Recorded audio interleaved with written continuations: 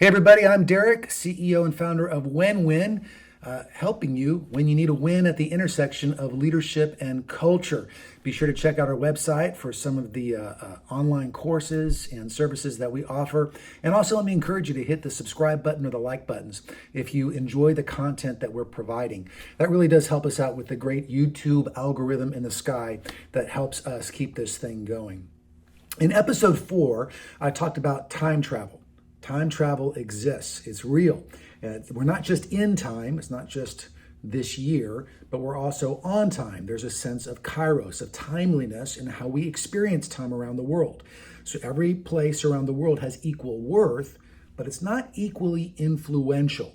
And so it's important to know as a leader where in time you're going, what culture you're working with. And in this video, I'm going to talk about time travel past. What does it mean to go back in time?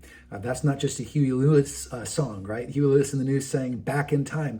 It's not just that. It's understanding what's expected of you, understanding what you're contributing, and understanding what to avoid.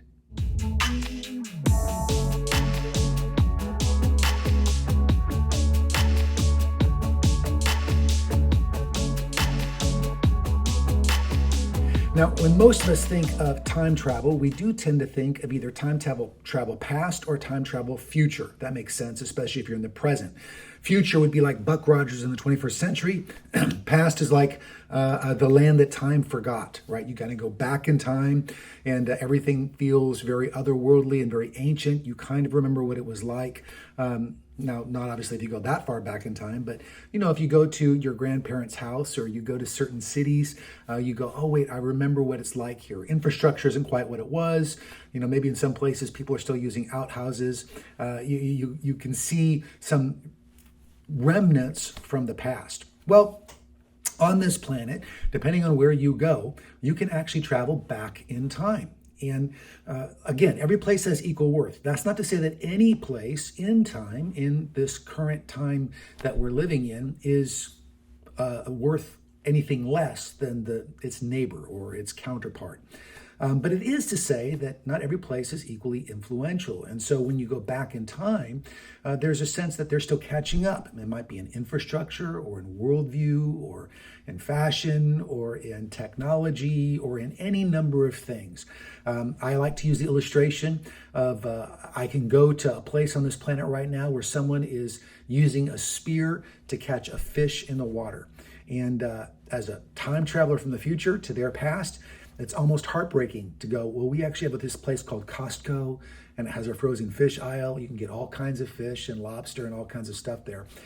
It's kind of mind-blowing when you're living in a way that's in the past. You travel down the dirt road to chuck a spear to catch the fish. Now, there's lots of good things about that. It's fresh fish. It's not been engineered. There's all kinds of other things that go into that. But regardless, you're still traveling back in time somewhat. And so it's important for a leader as you travel back in time to understand the expectations. One of the expectations from those who live in past time is that you will help in some way.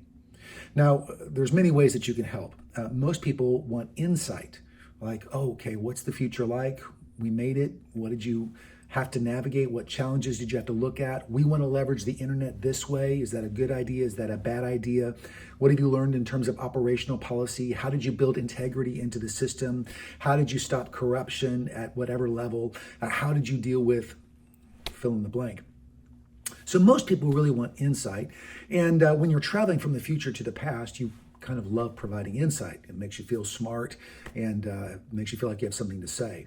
Another way that people want help maybe is monetarily. So they're going, listen, you're clearly wealthier than we are. Now there's wealth even in past segments, but this idea that says as a society, you've figured out how to make this thing work. Can you give us a hand? The currency exchange rate means you can do more with less. Could you help us get to where you are? And so this is why there's fundraising around the world for poorer places in the world, for places with less infrastructure, for places that struggle more than what we would consider present contexts or future contexts. And so this is where you find a lot of your missional work, your anthropological work, right? Is they're kind of going, can you help us just a little bit here? Sociological work. And that's a tricky proposition because on the one hand, you want to provide the help because, well, you're further along and you can. And what does it say about someone if they're not going to be compassionate and generous in that way? On the other hand, you don't want your helping to hurt. There's a great book called When Helping Hurts. But you also know that there's something about the process of working through certain challenges that are a part of advancing in your context, or at least developing in your context, if advancing is too confusing the terminology. Again, every place has equal worth. No place is somehow more advanced as a person than another place. I remember being in a past context and some leaders, Christian leaders, were talking to me about an idea that they had. And their idea, and this was just in the last few years, their idea was, hey, listen, we want to hold outdoor worship events. And people are going to hear the worship, and then they'll want to worship God, and it'll be our inroads and our bridge into culture. And this is how we're going to evangelize. This is how we're going to kind of help others know about, in this case, Christianity, about our Jesus. And in my brain, I immediately thought of the 1990s and of Delirious and of Passion in the mid 90s to 2000s, and all of these venues where, well, that was an idea that was already tried. And so it wasn't a new idea for us. And I immediately thought of all the pitfalls and the expectations. And then I thought, well, you should still also go for it. So in that case, you want to provide some insight. Here's what to avoid, but you should absolutely make the attempt. That's what I'm talking about here. As someone from the future, you can provide that insight. You can provide that help. And that's the expectation of the other person. Now, one of the things you have to avoid as a leader is any sense of condescension, because you have to remember every place has equal worth. Just because the place that you live in may be more developed or has a Costco or a Walmart or paved roads or a government where you're not paying off bribes, there can be a sense of condescension. And in the past, in colonialism, that was certainly the belief. There was an evolutionistic philosophy that said, well, listen, we're clearly conquering more, we're clearly have greater technology, therefore we're further developed as people than you are, or further developed, fill in the blank, than you are. And that's not true. That's just, we've discovered that over time, that position of arrogance just isn't helpful, and it's not true. It's not helpful for the leader, certainly not helpful for the people who are on the receiving end of that. If you've ever been condescended to by someone who is clearly more skilled at something than you, it's just not a good feeling. You don't want them to condescend to you. You want them to teach you. Those are two very different things. You want them to guide you. You don't want them to look down on you. Just imagine a top-notch jazz player who is just phenomenally skilled, and they're in a room with a student who is not as skilled as they are, but they want to be skilled. Now just imagine what condescension can do to that student's motivation, to that student's worldview, their perspective. Imagine the damage that it can really do to that individual. And frankly, it's not very helpful for the leader, for that jazz musician. It makes them look arrogant and just incredibly myopic, that they can't see in a deeper way, that they somehow think that by being a great jazz musician, that makes them a great person. And those are two very different things. In the West, we struggle with that sometimes. And I would say that's a broad term, the West. But there are pockets on the planet, different pockets, that really struggle, whether you're in a big city versus a rural area, or whether you're in a more technologically advanced place, a greater internet access than other areas. There's a struggle there with condescension, and we have to be very, very careful. Now, as a leader, as someone coming from the future to the past, what can you learn? Well, the truth is that as we go through time, there are truths that we forget. we forget that some things are true because, well, we kind of move on. We feel like we've dealt with that lesson, and then we just forget. You can't remember everything. And one of the benefits of going to the past is in some ways you remember things that you once forgot, and you remember that you can leverage things in a way that maybe you forgot to leverage. Let me just give you a couple of examples. I was in a city in Asia a few years ago and was visiting a church. And in that church, the foyer was just incredible. I mean, it was just this amazing space. And they had as posters these TV flat screens that were put up kind of like this instead of like this and kind of all along. And those were rotating through pictures. Now, I remembered that kind of creative approach to utilizing what you have from really some big churches in the 90s and the early aughts. And I just remember how they were leveraging some of those technologies in a creative way.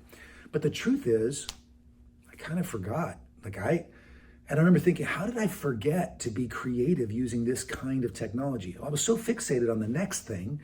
I was so fixated on, well, how do we leverage this trend that's coming, that I actually forgot how to leverage creatively what was already there. Sometimes when you travel to the past, you are reminded that, oh, wait, if you're a Christian, certainly, that spiritual warfare is real. And in our present arrogance, we can think, oh, no, that's neuroses, or that's just a misunderstanding, or that's a primitive worldview, or that's whatever. No. What if it's actually real, and we just, in our contemporary arrogance, have figured out how to mask it up with other terms? The past has this way of kind of revealing some things, that actually there really are lazy people in the world. There really are selfish people in the world. There really are bullies in the world. And we have to be careful of forgetting those truths, and also forgetting the power that simple love can have, the power that generosity can have. Do you know, I've been in places in the world that were in the past where they were far poorer than me, and yet also were far more generous. They were far more giving. And as a leader, if you don't look at that and go, oh, wait a second, something's wrong here, I need to adjust, I need to remember that, I need to take that lesson, then you're really missing out on an opportunity to learn from all time. Remember, we travel in time in our kairos, right? We're in time, chronos, chronology, and on time, kairos. But to be on time, regardless of which moment you're in and how you experience past or present or future, that's really an opportunity to learn and to grow. And so the leader should listen to the ancient truths that are there. Now, here's the trap. The trap sometimes is that there are some leaders, they go back in time and they don't focus on the truth. What they focus on is the method. They focus on a product. They focus on a process that works in that context. And they think, oh, yeah, well, we should just do that over here.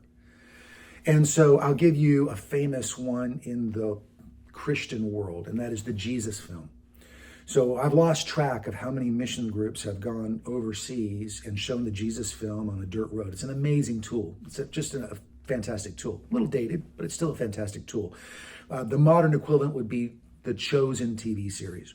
And they've shown it on the back of a pickup. They've shown the Jesus film on the back of a pickup, and all the villagers came. And then they would come back. And I remember being in California once, and I had a whole team come back, and they're like, we have to show the Jesus film. I mean, you should see the results. And I remember going, oh no, you're focused on the method.